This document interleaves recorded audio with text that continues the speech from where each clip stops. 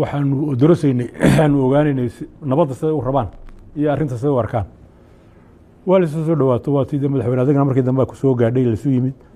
nabadii diyaar baan u nahay bay yiraahdeen saaw Cabdulla sheegayna dee odayaashii saxayna way ku jireen salaadiintuna in kastaanay dee raadiyo idaacadda soo taagin waxay dhahdeen nimankaas ay annagaaba amarnay baan loo ogolahay adigana markii dambe way saragteen qolada ciise erga halkan timi waxoogayna la joogtay isku jiraaydo niman dee waayeel iyo akhyaar iyo niman siyaasiyiin iyo ganacsatada cudul balaha oo 7 nin ah si wanaagsan baanu u wada hadalay madaxweyne labada dhinac baa aragnay anagu gudi ahaan nabad lama diidana marka hawlgal ballaaran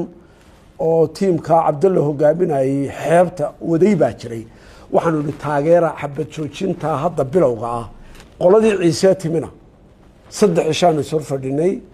nabad naga qorabayda waa qorra